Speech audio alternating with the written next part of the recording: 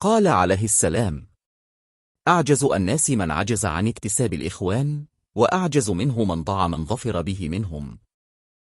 سب سے عاجز ہے وہ انسان جو دوست بنانے سے عاجز ہو، اور اس سے بھی عاجز وہ ہے جو دوست پا کر ضائع و برباد کر دے۔ امام علی علیہ السلام نے اس حکمت میں فرمایا جو دوست نہ بنا سکے وہ عاجز ترین انسان، کیونکہ دوست بنانے میں نہ کسی سرمایہ کی ضرورت ہے اور نہ ہی زیادہ محنت و مشقت کی، بلکہ وہ کشادہ روئی خوش خلق سے بآسانی دوست بنا سکتا ہے۔ اس مطلب کی طرف امام نے پہلے بھی اشارہ فرمایا ہے کہ کشادہ روئی دوستی کا جال اور پھندا ہے۔ رسول خدا صلی اللہ علیہ وآلہ کے ارد گرد لوگ ان کی نرم خوئی، محبت اور کشادہ روئی کی وجہ سے جمع ہوتے تھے اور اب کے دوست بن جاتے، چنانچہ پروردگار قرآن میں فرما رہا ہے کہ اے رسول، یہ اللہ کی بہت مہربانی ہے کہ تم ان لوگوں کے لیے نرم مزاج ہو، اور اگر تند خو اور سنگدل ہوتے تو تمہارے ارد گرد سے بھاگ جاتے۔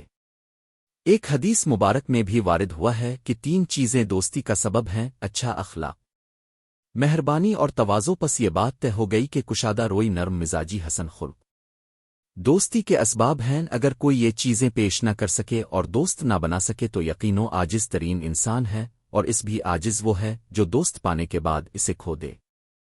کیوں؟